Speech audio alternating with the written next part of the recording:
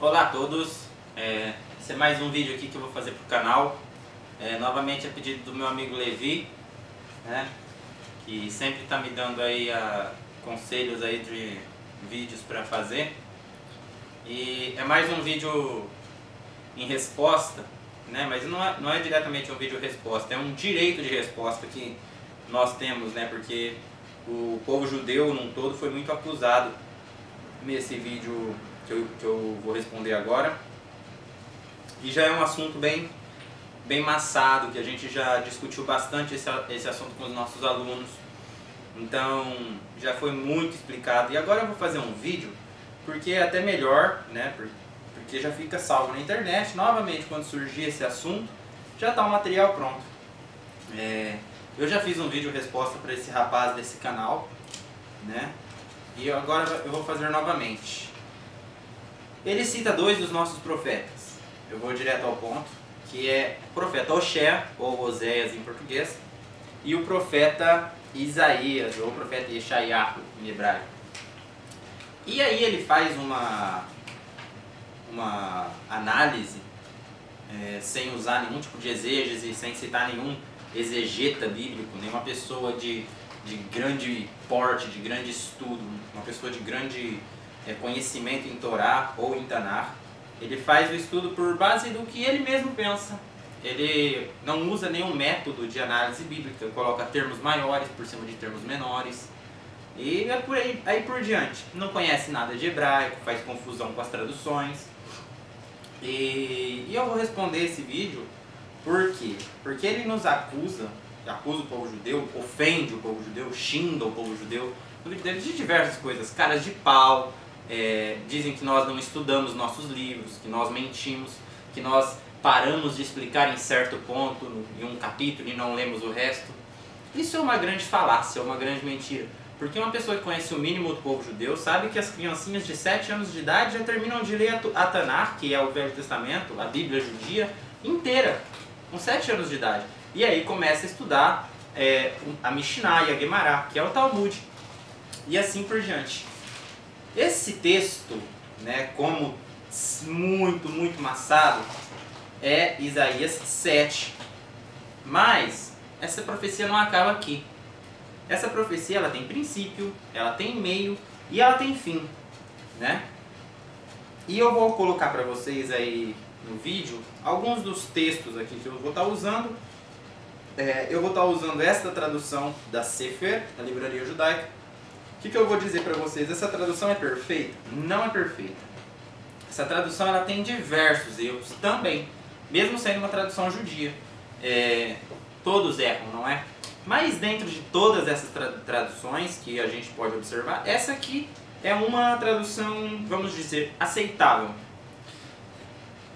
Eu não vou falar do profeta Oséias, vou colocar o vídeo dele aqui no link da descrição, que eu já fiz um vídeo sobre esse profeta, porque os assuntos estão conectados.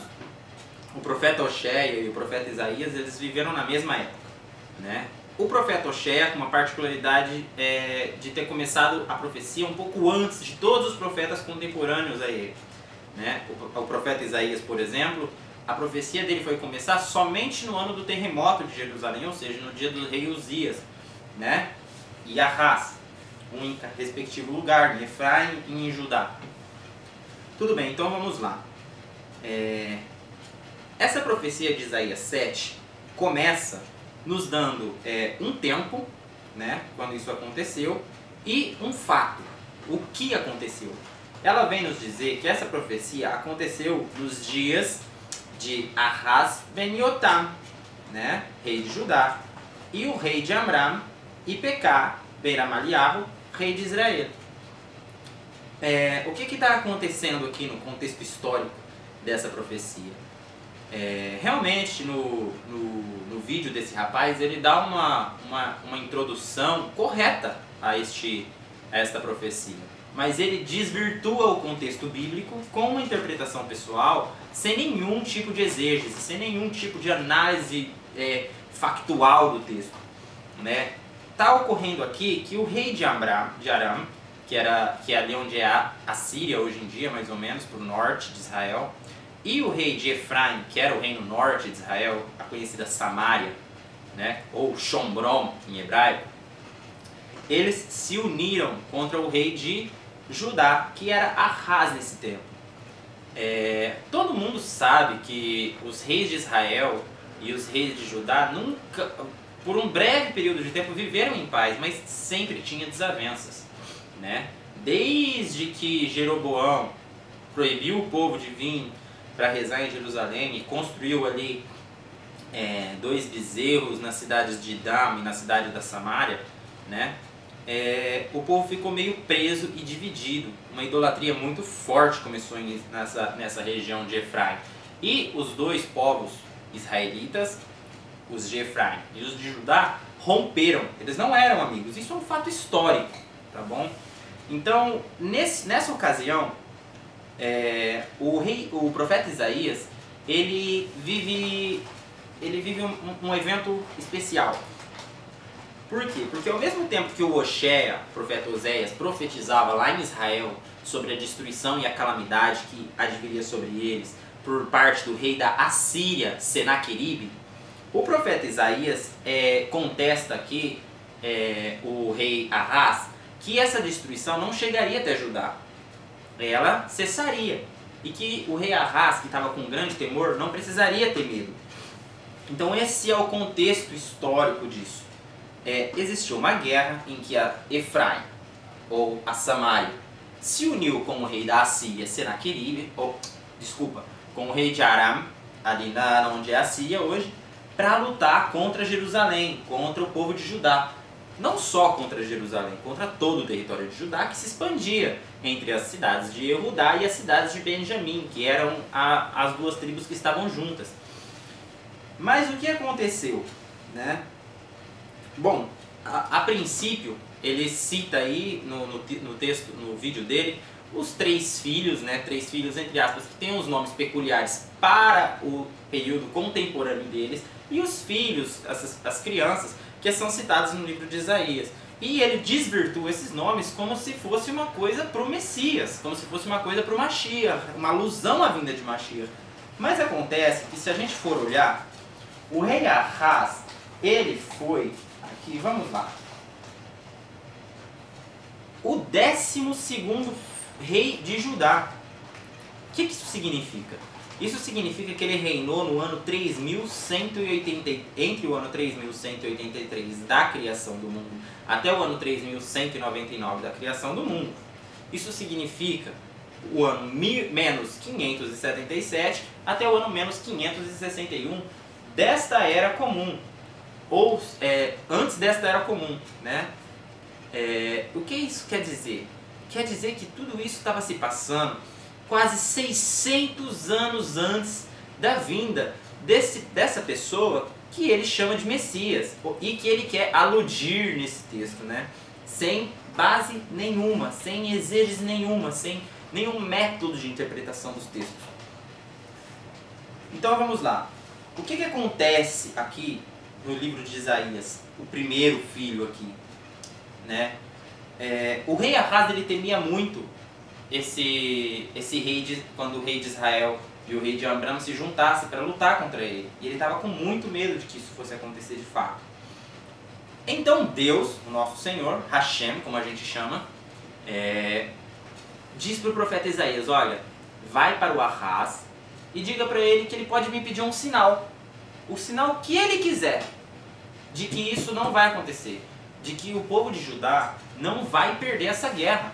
Ele pode me pedir o sinal que ele quiser. Ou seja, não partiu de Hashem em primeira instância, em primeiro momento, ofereceu o sinal. Ele deixou que Ahaz escolhesse um sinal. Porém, Ahaz não quis escolher esse sinal, conforme está escrito aqui no capítulo 7. Tudo que eu estou dizendo para vocês está escrito aqui no capítulo 7. Eu vou estar colocando esses textos aqui para vocês estar vendo. Então, como Ahaz não quis pedir esse sinal, o próprio Deus, o próprio Hashem, falou para ele: então é o seguinte, você não precisa ter medo. A destruição de Aram e de Efraim vai ser tão rápida que vai ser como se nascesse uma criança e ela, antes dela crescer, os dois reis que você teme já vai ter desaparecido, já não vão mais ser reis, eles vão ter perdido essa guerra.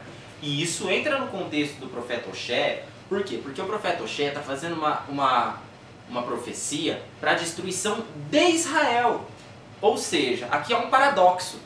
O Isaías está dando a profecia para o Ahaz pelo medo da destruição de Jerusalém, em uma aliança de Efraim com Aram, enquanto o Hoshea está falando para Israel justamente que eles seriam destruídos. Então essa é a conexão que existe. Ou seja, enquanto Israel e Aram planejavam lutar contra Judá, Hashem já estava manejando uma maneira de fazer Efraim, ou seja, Shomron, e Amram serem destruídos. E essa é a conexão. Olha só, o rei Ahaz temia o rei de Efraim e o rei de Aram. E o profeta Hoshea falava para o povo de Efraim e para o povo de Amram também ali, que todos eles seriam destruídos. Então essa é a conexão. Seriam destruídos por quem? Pela Assíria. Quem é a Assíria? A Assíria foi um governo que dominou toda a Ásia Antiga. E o seu rei era o rei Senaqueribe. Ele dominou Israel. Na época que existia um rei que também foi chamado Hoshea, Oséias. Então, o que Hashem vem falar para o profeta Isaías? Vem falar para Isaías justamente isso. Olha, o povo de Judá não precisa ter medo. Porque tanto Efraim quanto Amram, os dois serão destruídos pelo reino da Assíria. Não tem do que vocês temer. Né? Então aí ele vem e dá esse sinal. E aqui no capítulo 14, né, o Isaías fala o sinal para o rei Ahaz. E está escrito o seguinte: eis, pois, que o Eterno, ele mesmo vos dará um sinal. Eis que uma moça grávida, uma jovem grávida, não está escrito virgem no original, dará à luz a um filho, e se chamará Immanuel. Ou seja, Deus está conosco. Por quê? Porque nós não vamos perder essa guerra. Esse é o contexto do nome desse filho. E aí, quando ele souber evitar entre o bem e o mal, ou escolher entre o bem e o mal, esses dois reis que você teme serão destruídos diante de ti. Certo? E aí no capítulo 8, já passando para ele, essa criança que foi profetizada no capítulo 7, ela nasce. Ela nasce.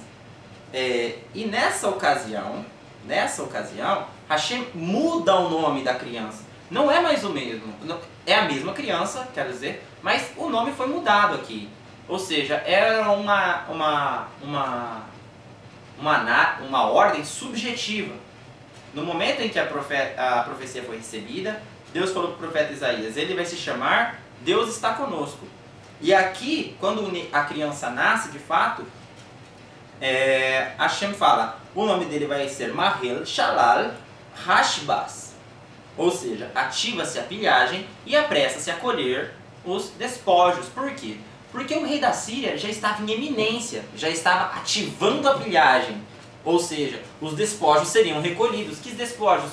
Os despojos dessa guerra entre a Síria, Israel, Aram e todos os reinos da Ásia Antiga. Eu peço que vocês assistam o vídeo do profeta Hoshea, porque ali está desenhado como isso aconteceu.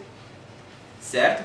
E aqui no capítulo 8 mesmo, no versículo 7, está bem discriminado, né? Que é o rei da Síria que traria essa destruição no reino norte. Ou seja, eis que o Eterno fará cair sobre eles a forte e caudalosa corrente do rio. Esse rio é o rio Eufrates, que é o rio do norte. O rei da Síria e toda a sua glória. E a ela ascenderá acima de todos os seus canais e transbordará todas as suas margens.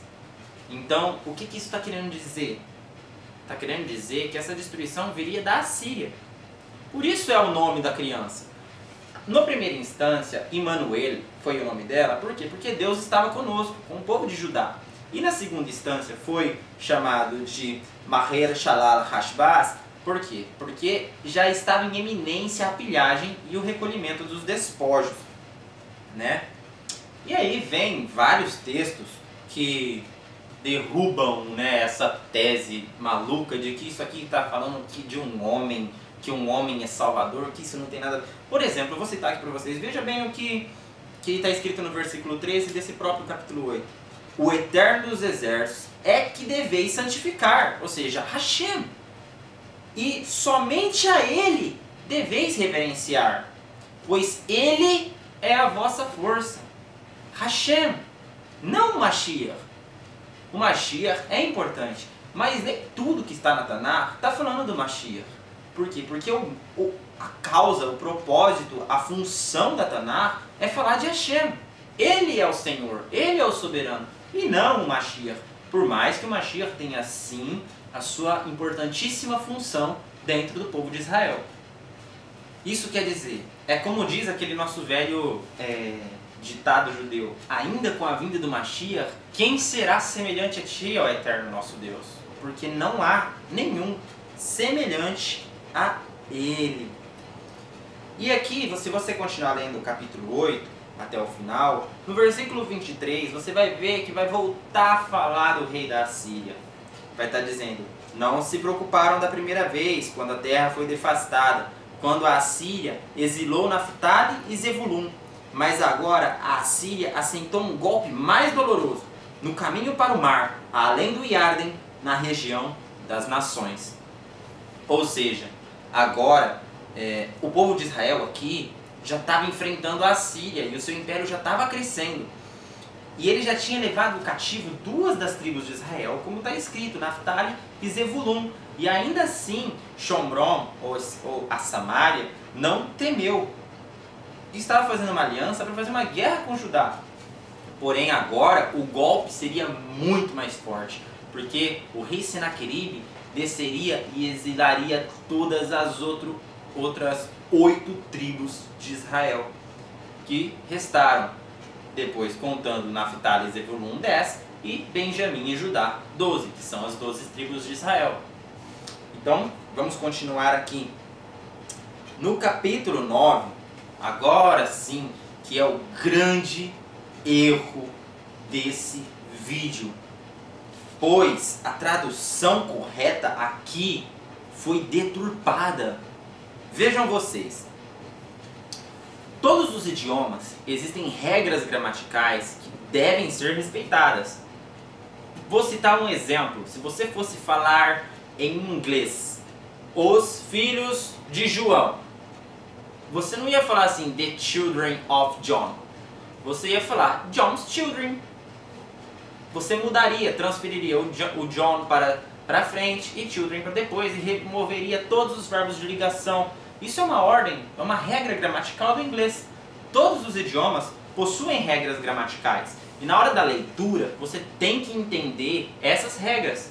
Uma pessoa que não entende hebraico, obviamente, não vai conseguir entender a regra gramatical hebraica. E por isso, não vai conseguir fazer uma tradução exata. O que eu estou querendo dizer com isso? Eu estou querendo dizer que, mais especificamente aqui no versículo 5, existe uma ordem exegética, inclusive, de todos os sábios de Israel que fizeram a tradução, inclusive no Targum de Onkelos, que é o mais aceitável por todos os judeus, a tradução correta desse verso, que foi deturpada quando foi traduzida para o português. E eu vou ler para vocês agora. Bom, então voltando aqui, a câmera tinha parado de filmar, vamos voltar aqui para o capítulo 9. Estava explicando para vocês as regras gramaticais do hebraico. E na hora de você fazer uma leitura no idioma proposto, você tem que saber as regras dessa gramática. Então vamos ver aqui o que está dizendo de fato no hebraico e qual que é a tradução correta para isso. Está escrito no livro de Yeshayahu, no capítulo 9, no verso 5, aqui o seguinte, que Eled Yulad Lanu, Bem Natam Lanu, Vaterri, Amizrach, Al Shechimo, Vaikra, Shemo Pelei Yoetz, El Gibor, Aviat, Shar, Shalom. Opa! As regras aqui no hebraico, elas estão sendo muito claras, porque existem os pontos massoréticos, não só para indicar as vogais, mas também existem pontos para indicar vírgulas, para indicar pontos finais, certo? E existe aqui, nesse texto, no hebraico, em uns maçoréticos, um desses pontos, que são os pontos chamados de pontos reis e os pontos chamados de pontos servos, né? Que servem para ponto e vírgula, vírgula, ponto final. E a tradução desse texto, na verdade, é a seguinte, como está nesse livro verde. Exatamente, existem várias versões inglesas também que traduzem da mesma maneira. Por quê? Porque observam a exegese bíblica e a regra gramatical hebraica dos grandes sábios de Torá. E a tradução para esse versículo 5 seria o seguinte: pois nasceu entre nós uma criança, um filho nos foi dado, isso, o filho de Arás, o rei de Israel, de Judá. E seus ombros estará a autoridade. Por isso, o maravilhoso conselheiro, Deus Todo-Poderoso e Pai da eternidade, chamou-o de Príncipe da Paz. Essa é a regra gramatical. O nome da criança não era maravilhoso conselheiro, Pai da eternidade, Deus Todo-Poderoso. Não, isso é uma loucura pensar que uma criança seria chamada por esse nome pelo próprio Criador do Universo. Por quê? Porque existe uma das regras da interpretação da Torá e da Tanakh, que um termo maior nunca pode vir por baixo de um termo menor. Ou seja, se nós temos na Torá uma expressão direta do Criador dizendo, eu sou um, então você nunca vai poder pegar um texto de menor expressão, como de um dos profetas, dizendo Deus é dois, e colocar por cima do que Hashem expressa na Torá. Você vai ter que entender uma maneira de harmonizar os dois. Não estou dizendo que está escrito isso, nunca está escrito que Deus é dois, mas está escrito na Torá, eu sou um, eu não tenho forma, eu sou incorpóreo. Ou seja, Deus diz centenas de vezes por toda a Tanakh, eu sou um, eu sou Deus, eu não sou homem. Então agora, você não pode pegar um termo menor dizendo que nasceu uma criança que vai ser o Pai da eternidade, um conselheiro, o príncipe da paz, e colocar por cima disso, que Hashem já expressou diversas vezes. Essa é só uma regra de interpretação da Tanakh, fora a regra gramatical. Então a tradução correta não é que essa criança se chamaria maravilhoso, conselheiro, príncipe da paz, Pai da eternidade, Deus poderoso. A tradução correta é que o maravilhoso conselheiro, o Pai da eternidade, o Deus todo-poderoso, o chamou de príncipe da paz. Esta é a tradução correta. E aí a gente segue o estudo aqui mostrando os fatos subsequentes que estavam acontecendo. Agora eu vou dar uma narrada no que isso está querendo dizer, né? O povo que estava sendo destruído pela Assíria, já foi destruído pela Assíria, foi embora, né? A Assíria veio, lutou contra Efraim, lutou contra Aram e exilou 10 tribos de Israel, conforme também é a mesma contemporaneidade do livro do profeta Hoshea. Então aqui o Hashem, ele já está dando a continuação da profecia de que Judá não seria destruída, né? Como Judá não vai ser destruída, né? Então aqui, através desta criança que nasceu, aqui do capítulo 9, Hashem operaria um milagre no meio de Judá. E através dessa criança, Judá seria salva. E aí você pode continuar lendo no capítulo 9, várias expressões de união entre Hashem e o povo de Judá, né? Também falando novamente do rei da Assíria. Por exemplo, aqui no capítulo 9 ainda cita o rei da Assíria e a guerra que estava acontecendo, no versículo 19, dizendo, arrebata com a direita e continua faminto, alimenta-se com a esquerda e não se satisfaz. Quem? O rei da Assíria. Ele queria comer tudo a região da Ásia, tanto que historicamente falando e provando, a Assíria realmente governou sobre quase toda a Ásia, com exceção da cidade de Jerusalém. Cada um com o seu próprio nome, Menashe e Efraim, Efraim e Menashe se unem contra Judá. Eles estavam ali se unindo para fazer a luta, né? Como desde o princípio, lá no capítulo 7, no mesmo contexto falando, está acontecendo esse fato. É isso que está acontecendo aqui, é esse dado histórico, que é provado historicamente, que está acontecendo aqui no livro do profeta Yeshayahu, que é essa guerra com a Síria. No capítulo 10, novamente você vai ver uma expressão da Assíria, né? Ó Assíria, vara da minha ira, cuja mão como um bastão está a minha indignação. Ou seja, Hashem estava usando o rei da Assíria para castigar Israel, para castigar todos os reinos ao redor. Não só Hoshea. Se você pegar, por exemplo, o profeta Amós, você vai ver que todos os reinos em volta estavam sendo destruídos pelo rei da Síria como punição para Hashem, por Hashem. Eu também tenho esse vídeo no meu canal, se vocês quiserem assistir, tá bom?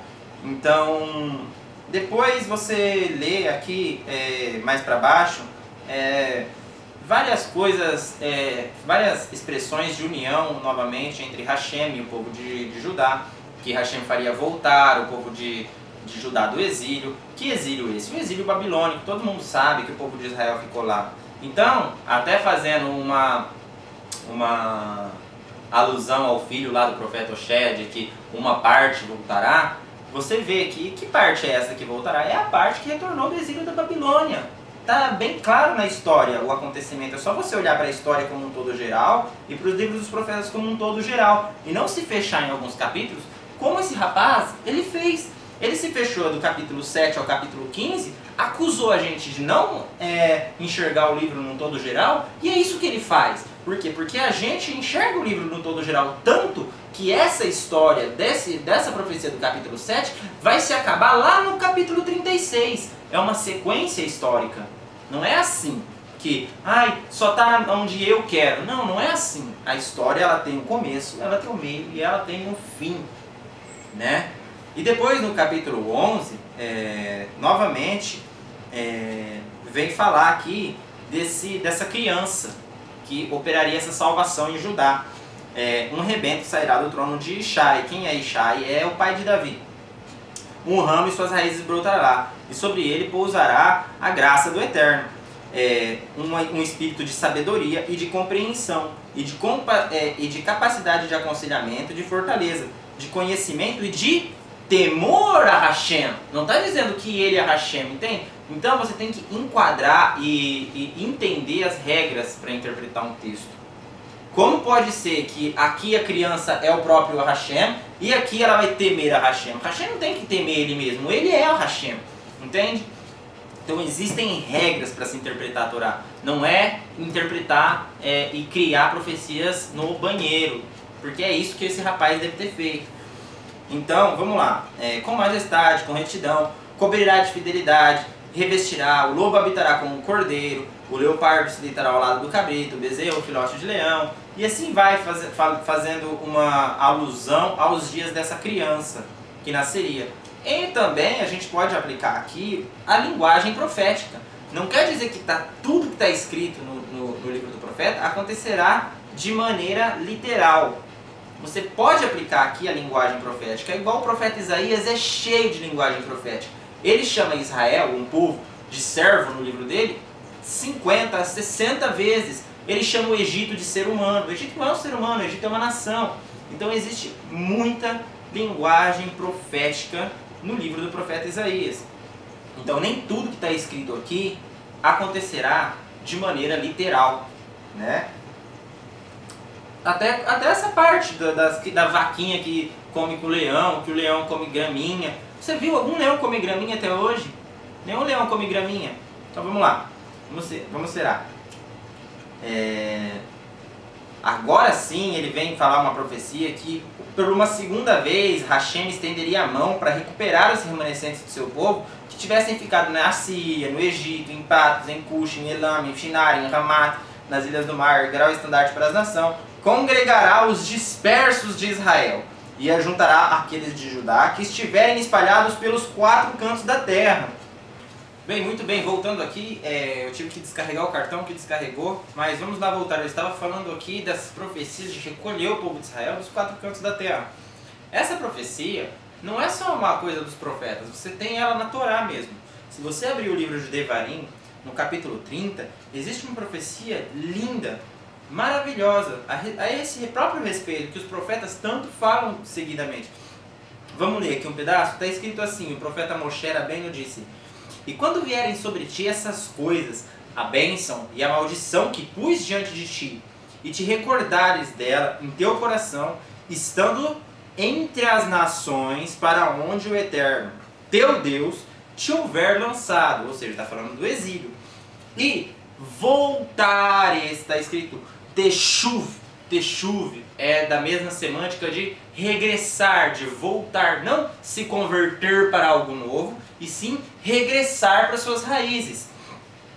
E voltares para o Eterno, teu Deus, e ouvires a sua voz, segundo tudo o que te ordeno hoje, ou seja, as mitzvot da Torá, e tu e teus filhos, com todo o teu coração e com toda a tua alma, te trará o Eterno teu Deus com ele de teu cativeiro, e se compadecerá de ti, e te fará voltar, juntando-te de dentre as nações, para onde te espalhou o Eterno teu Deus.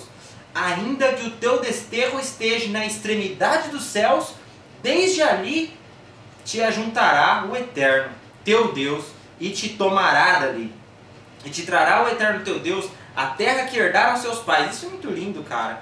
E abrirá o Eterno teu Deus o teu coração e o coração da tua descendência, para amares o Eterno teu Deus com todo o teu coração e com toda a tua alma, para que vivas. Olha isso, isso aqui é a minha vida. Eu nasci no Brasil, eu não tinha nada, eu não tinha nem chance de estar morando em Israel. Mas o que eu fiz? Eu voltei para Hashem. Falei, não, eu vou seguir Hashem, porque eu sabia que dentro de mim eu tinha o anseio de fazer parte do povo de Israel. E eu voltei, amei, guardei as mitzvot de Hashem, segui a Torá com todo o meu coração, e olha onde que ele me trouxe. Eu não tinha expectativa nenhuma de estar aqui, olha onde eu cheguei, ele me trouxe, ele cumpriu a promessa dele. Entende? Está escrito aqui, ele está juntando o povo de Israel de todos os cantos da terra. E para quê? O que você precisa fazer para que isso se cumpra? Voltar para suas raízes, né? Isso é até uma coisa do que ele disse aqui no vídeo dele sobre os verdadeiros judeus. Não existe verdadeiro judeu, gente. Qualquer pessoa pode ser judeu, não importa se ela é negra, se ela é branca, se ela é parda, se ela é do olho azul, do olho verde, do olho preto, se ela é cabelo cacheado, cabelo liso. Não existe isso. A Torá fala que é a mesma lei para o prosélito e para o natural. Não existe diferença. A Torá fala várias vezes. Não existe diferença. Uma mesma lei existe para o convertido e uma mesma lei existe para o natural da terra. É difícil você ver Hashem falar na Torá que ama alguma coisa. Mas falar que ele ama o órfão, a viúva e o convertido, ele fala 36 vezes na Torá. Entendeu? É a mesma lei, não existe esse negócio de o judeu verdadeiro. Você quer? Eu sou convertido, eu tenho meu documento, eu sou israelita, eu sou de acordo com a Torá, não existe diferença. Não caiam nessa. Se você tem no seu desejo, no seu coração, você ama Hashem, você ama as mitzvot, vai. Volta para Hashem, vai atrás de uma conversão ao judaísmo verdadeira, que seja reconhecida, porque assim você vai voltar para a terra. E é isso que os profetas estão falando, é isso que você olha e você vê hoje em dia, o recolhimento das nações.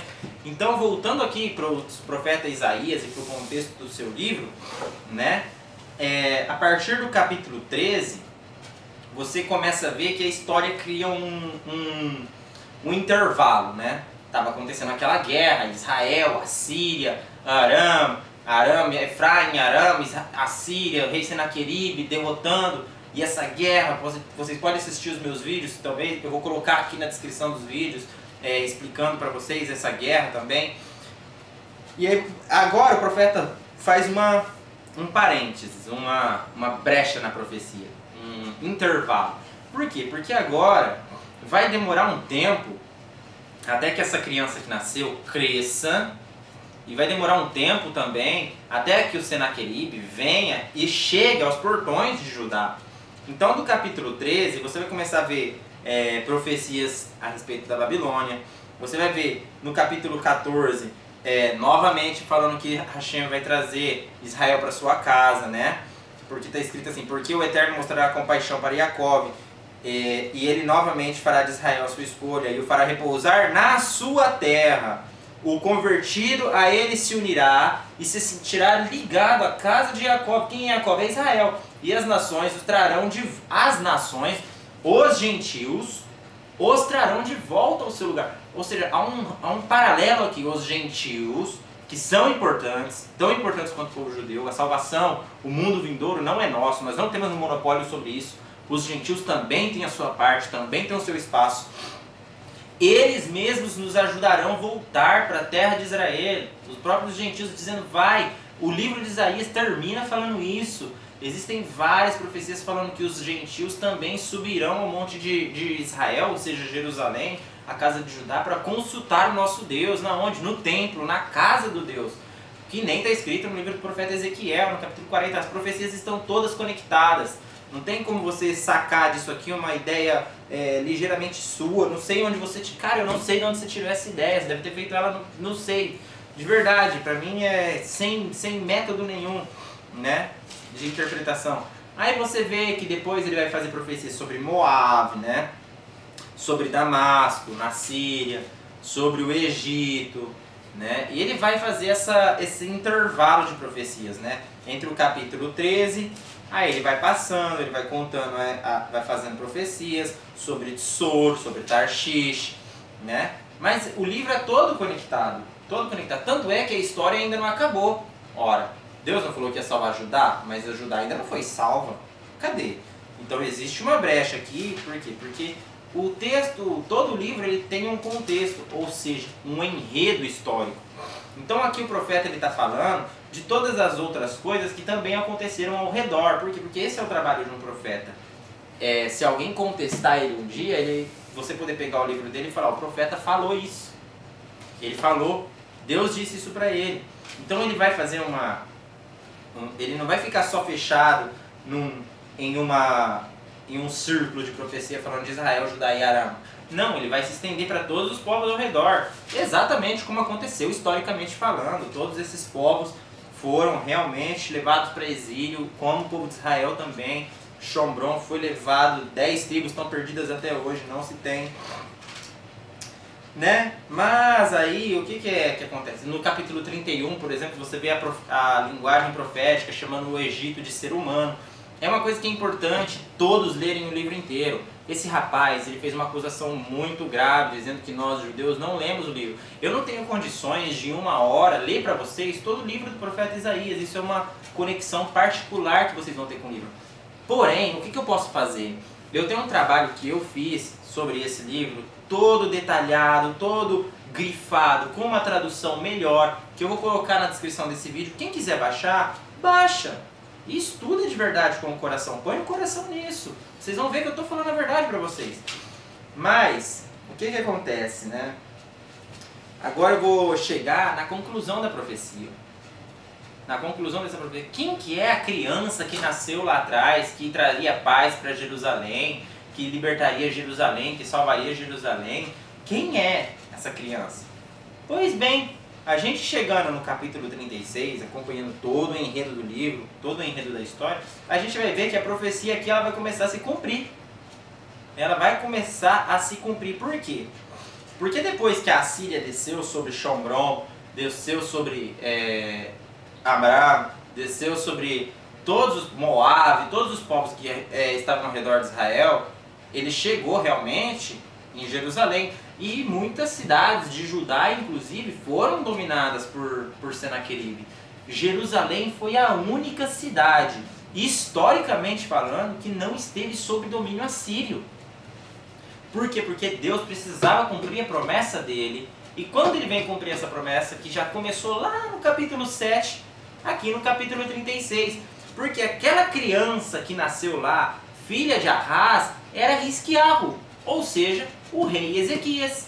Essa era a criança. Esse é o Mashiach daquela época. O rei Ezequias foi um Mashiach. Tanto é que, na opinião de um rabino do Talmud, não existe mais Mashiach. Todas as profecias messiânicas foram cumpridas com Ezequias. Entende? Então, essa aqui é a conclusão da história.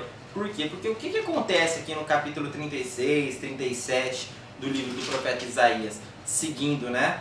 39 também. Todas essas cidades, todas esses capítulos finais. O rei da Síria, esse que lutou contra Israel, derrotou Israel, levou cativo Israel, lutou contra Amram, levou cativo Aram, levou cativo Edom, levou cativo todos os povos ao redor de Israel, ele chega nos portões de Judá. E ele envia um exército de 185 mil homens que acampam em volta de Judá. Acampam em volta de Judá. De Jerusalém. E o rei Ezequias fica muito perturbado com isso, mas o profeta Isaías fala para ele, não precisa ter medo. O que acontece? Em uma só noite, Deus mata 185 mil soldados assírios que estavam acampados nas portas de Jerusalém. Nunca, desde a saída do Egito, ocorreu um milagre tão grande assim. Nunca, desde a época de Juízes, a época do rei Davi, Salomão, nunca ocorreu um milagre desses. Que Hashem se fez presente, que Hashem mostrou a sua força para o povo. Inclusive, o rei Ezequias, ele foi agraciado aí com mais de uma década de anos de vida, porque ele adoeceu. E durante todos esses anos que ele esteve vivo, houve paz em Jerusalém. Ezequias, ele foi um grande responsável por isso aqui. Isso que você tem hoje na sua mão, o livro dos Salmos, Cântico dos Cânticos, o próprio livro do profeta Isaías, todos esses livros foram compilados pelo rei Ezequias e na época de sua vida. Todos. Então se você tem isso aqui na sua mão hoje, um pouco é mérito do rei Ezequias, um dos nossos Mashiach. Então essa criança que nasceu, que foi o príncipe da paz, ninguém é mais e ninguém é menos que Ezequias, o nosso rei, um dos maiores reis de Israel, o qual seu próprio filho Menaxe matou o profeta Isaías, que era seu avô. Seu avô. O rei Ezequias foi casado com uma das filhas do profeta Isaías. Então quando esse rapaz ele vem falar assim no vídeo dele, que nós paramos a explicação no capítulo 7, isso é uma mentira de tamanho grotesco. Nós não paramos a explicação ali. Nós continuamos a explicação. E é essa a explicação histórica do livro. Isso não é uma coisa que você deduz no banheiro, que você lê o livro e cria imaginação sobre isso. Isso é histórico.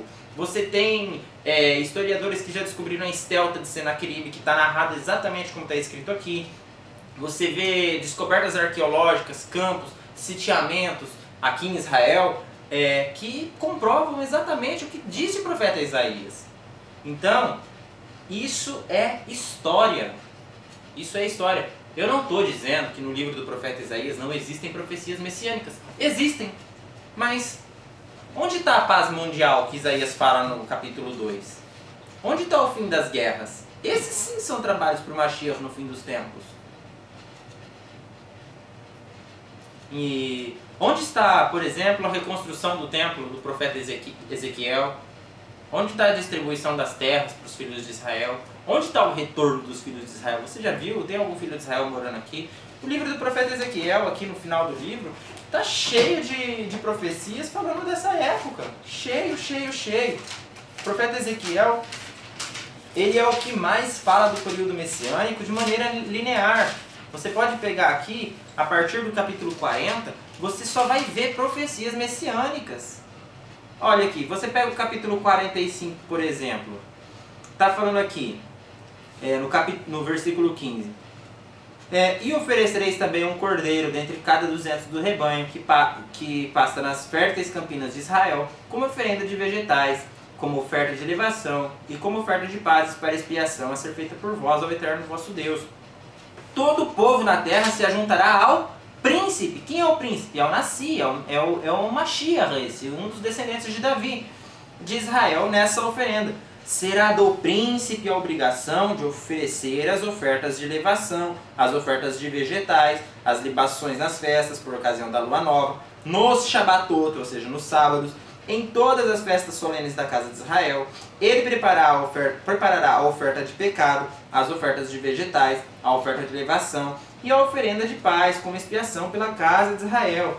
Você pega aqui no versículo 7. E o príncipe terá sua parte de cada lado da área santa e da porção da cidade, de fronte a elas, tanto do lado ocidental, em volta para o oeste, como do lado oriental, voltado para o leste, uma porção de dimensões iguais para cada uma das tribos da divisa deste está a divisa do oeste, e ela será sua possessão em Israel, para que não mais oprima o meu povo, mas sim que destine a casa de Israel conforme as suas tribos.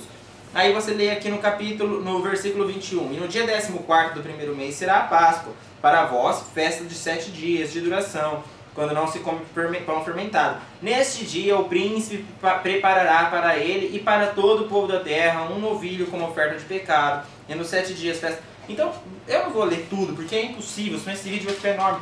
Mas você pode ver no capítulo 46 também, falando do príncipe, diversas vezes. No capítulo 44, falando do príncipe, diversas vezes. A partir do capítulo 40, falando da reconstrução do terceiro templo. Aí ele vem aqui no vídeo dele, eu separei alguns tópicos aqui para me falar rapidamente das coisas que ele disse no livro dele. No vídeo dele, né? Uma das coisas que eu quero ensinar para ele é uma pronúncia em hebraico. Ele fala aí no livro dele, no vídeo dele, Rushama. É importante que você saiba, rapaz, que quando você vê o CH e o C e o H junto em português, você não tem que ler como você lê em português, você tem que ler como 2 R's, como se lê em inglês, eu acho. Então não é Rushama que se fala em hebraico, é Ruhama. Ruhama. É Dirahem, que é misericórdia. Então que fique aí esse aprendizado para você. Quando você vê uma coisa com CH, lê como se fosse 2 R's, tá bom? Aí vamos ver aqui. O que mais que ele falou que eu vou... Tem coisa aqui que eu vou desconsiderar que eu não vou falar. Eu não vou entrar nesse embate aqui com ele. Sabe por quê? Porque ele ofende o povo judeu. Ele mente sobre o povo judeu. E esse antissemitismo pregado por ele foi a causa da morte de milhões de pessoas do meu povo. Milhões. Eu não vou entrar nessa disputa. Por quê? Porque eu sei que o meu povo não é assim. Nós nunca pegamos nossos livros e fomos por aí matando, causando genocídios dos cristãos, tá bom? Mas pelo contrário... Eu já não... Fica aí, Santa Inquisição. Eles não leem, ele fala. Bom, eu mostrei pra vocês aqui. Isso aqui eu conheço com a palma da minha mão. Eu já li isso aqui. Perdi a conta de quantas vezes. E não só no português não, tá? Porque eu leio em hebraico também, tá? Vamos lá, voltar. Voltará, né? Eu quero explicar pra ele que sempre que aparece uma palavra escrito voltará, não é se converter para uma nova ideia. O voltar é regressar para o Deus que os nossos pais conheceram quando saíram do Egito. Não existia naquela época Deus de carne não, tá bom? Vamos lá ver aqui. Os gentios ensinando, eles não iriam crer. Ele fala em algum momento dos vídeos. Mas é lógico que a gente não vai crer. Ele não cumpriu profecia nenhuma. Você quer que a gente acredita que jeito? Nós não somos rebeldes, nós temos nossas fontes, nós temos nossas bases. Nós sabemos ler o hebraico, nós entendemos que ele não cumpriu as profecias. Você já é enganado por um mito romano. Nós não, se não está escrito nos nossos profetas, não interessa pra gente. Vamos ver o que mais que ele disse aqui. Eu acho que é isso mesmo. Eu não vou entrar em... tá, verdade, está escrito Machia com CH. E meu amigo, Machia com SH, tá bom? Se inscreve. Fica aí a dica pra você também. Aí depois ele fala em algum momento do vídeo dele. Vós sois filhos do Deus vivos. Eu sou o Deus que fiz subir os filhos de Israel. Olha, é verdade. Por acaso os filhos de Israel já subiram? Já estão aqui na terra todos? Não, mas a gente está voltando. Isso é o cumprimento de uma profecia de fato. Que está se cumprindo nos nossos dias. Então abre um pouco o seu olho. Para de mentir. Tá bom? Você tem todo o direito de acreditar na maneira que você quiser acreditar. Você só não tem direito de mentir. Tá bom? E causar isso dano à vida de várias pessoas. E terminando, fica um meu grande abraço a todos. Eu só quero terminar dizendo que esse vídeo não é pra ganhar like, não é pra ganhar inscrito nesse canal. Eu não tô fazendo esse vídeo pra isso, meu canal tá parado há muito tempo. Igual muitos dos seguidores seus vêm raivosos dizendo: ah, você fez esse vídeo pra ganhar seguidor, não sei o que. Não fiz. não quero seguidores, eu não preciso, eu não faço vídeo para esse canal, é muito raro eu fazer um vídeo, só quando tem um pedido mesmo, eu não tenho tempo. Então é isso, né? E nós vamos ser como Sansão, 1 contra 1 milhão, matando o falso leão.